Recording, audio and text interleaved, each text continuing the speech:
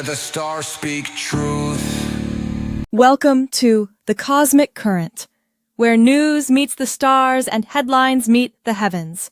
I'm your host, Ivana Kumar. Today, the world feels like it's on a perpetual roller coaster, doesn't it? We're bombarded daily with news of natural disasters, wars, economic instability, and political clashes.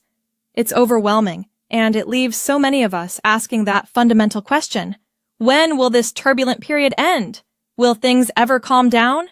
We naturally look to the experts, the political analysts, the economists, the strategists, for answers, and they offer their perspectives based on their knowledge, experience, and often their inherent biases.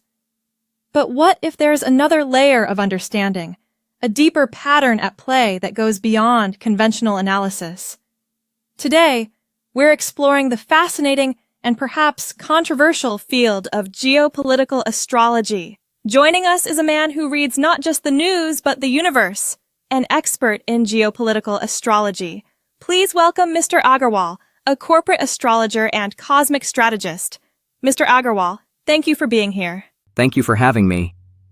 It's a vital conversation to have, especially now. Mr. Agarwal, let's start with the basics.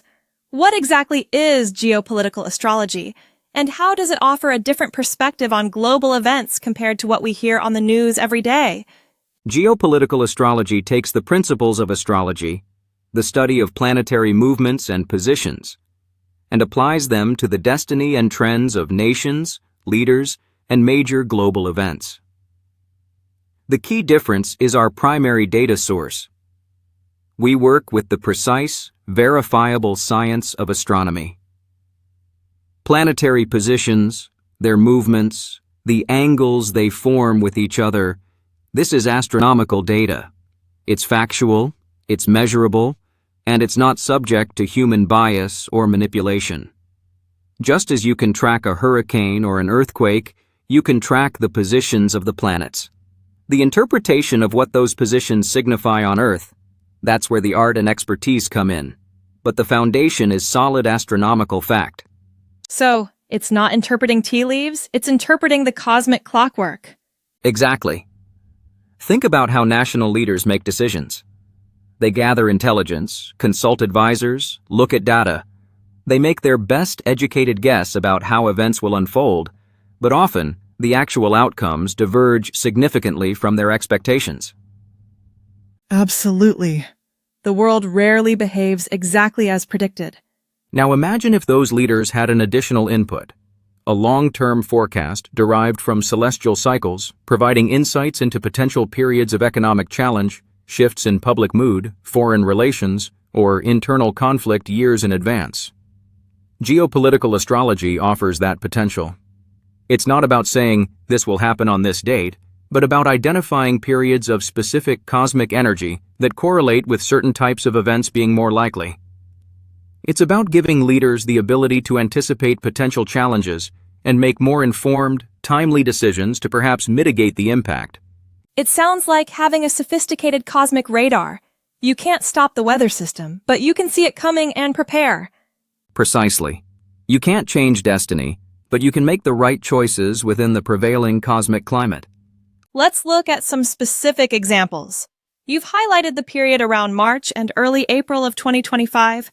We had some significant celestial events then, didn't we? We did. There was a powerful lunar eclipse on the night of March 13th to 14th, 2025, with its influence covering vast regions globally, North and South America, Europe, Africa, Asia, Oceania. This was followed by a partial solar eclipse on March 29th, also impacting broad areas across the Northern Hemisphere and parts of Africa and Asia. Eclipses in astrology are often seen as potent triggers, periods when suppressed energies can break through, leading to significant shifts or events. And what happened on Earth around that time? When we look at the global events that transpired in March and early April 2025, it's quite striking. We saw tragic events like the suicide bombing in Pakistan, the migrant boat capsizing in the Red Sea, and devastating natural disasters. A record-breaking tornado outbreak in the U.S., severe flooding in Bolivia, and a massive, deadly earthquake in Myanmar. We also saw military actions and conflicts intensify, like the U.S. strikes in Yemen and the resumption of the offensive in Gaza. That's a lot of intense activity concentrated in one period. Yes, and it wasn't limited to natural disasters and conflict. We also saw the triggering of a significant trade war initiated by tariffs in the U.S. on April 2nd, leading to rapid and substantial drops in global stock markets over the following week. The economic turbulence was palpable worldwide, directly following those eclipses. It's hard to ignore that clustering of events around those dates. But you mentioned another fascinating correlation related to governmental and judicial conflicts? Yes, this is another powerful example from that same period. In mundane astrology, the branch dealing with world affairs, specific planets govern different aspects of society. Jupiter represents the government, the executive branch, lawmakers. Saturn represents the judiciary, the legal system. Rahu, a karmic point, often signifies confusion, conflict, and disruptive desires. And Uranus is the planet of unexpected change, rebellion, and upheaval. Okay, so what was happening with those planets in March or April 2025? Around that time, we saw Jupiter, Rahu, and importantly, Uranus, forming a conjunction. Uranus conjuncting Jupiter is like electrifying the executive, introducing sudden, unexpected changes, a desire to break from the norm, sometimes leading to impulsive or rebellious actions. When you add Rahu, you amplify the potential for confusion, unconventional approaches, and potentially disruptive, even chaotic, elements within the government or executive actions. And how did this planetary picture correlate with events on the ground? We saw a distinct pattern emerge globally: conflicts and tensions between the executive government and the judiciary. Look at India around March/April 2025. Ongoing concerns about judicial appointments, controversies bringing judicial accountability to the forefront, Supreme Court scrutiny of new laws and intervention regarding a governor's delay in assenting bills, leading to accusations of judicial overreach by political figures. That fits the pattern. Absolutely. In the United States during that same period, we saw legal battles over the administration's use of executive power, defiance of multiple federal court orders, warnings of a constitutional crisis due to executive noncompliance, and even public criticism and threats against federal judges by political figures. Wow. So the executive clashing with the judiciary was happening in multiple places? Exactly. We saw it in Israel, where the Knesset passed a law increasing political control over judicial appointments, sparking protests and concerns for judicial independence amid ongoing trials. In Italy, proposed legislation seen as restricting protest rights and reports of government officials pressuring the judiciary. Peru passed a controversial law potentially limiting civil society's ability to initiate legal action against the state. In Georgia, concerns about political influence on a judge's ruling against a former president. Tunisia saw mass trials of opposition figures, with accusations of the judiciary being used to suppress dissent. In Ecuador, in Turkey, there had been protests on issues related to judiciary. That is an incredibly specific and consistent pattern across so many different countries, all happening around the same time as that particular planetary alignment involving Jupiter, Rahu, and Uranus. It's a remarkable correlation.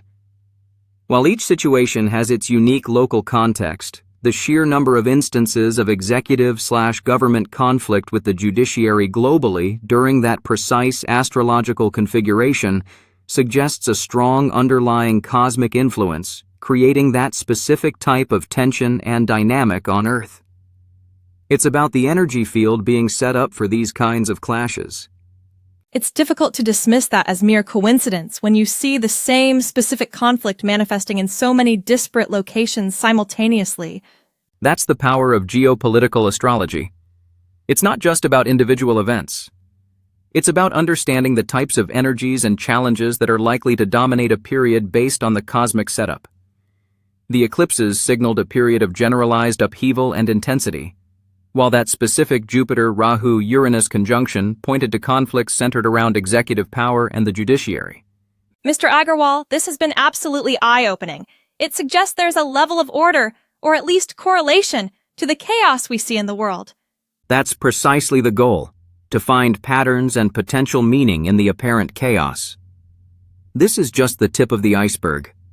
Geopolitical astrology looks at cycles spanning years, decades, even centuries, offering a deeper understanding of historical trends and future potentials. Well, you've certainly given our listeners a lot to think about. Dr. Anya Sharma, thank you so much for shedding light on this fascinating field and for sharing these powerful examples. That was Mr. Agarwal, a renowned geopolitical astrologer revealing the potential correlations between cosmic movements and global events. What do you think? Are these just coincidences, or is there a celestial blueprint influencing the tides of our world? Let us know your thoughts. Find us on social media, leave a comment, and share this episode with anyone who's curious about the forces shaping our planet. Don't forget to like and subscribe Geopolitical Observations so you don't miss our next deep dive. Until then, keep looking up and keep asking questions. In a world on edge, we search the sky where the stars speak truth.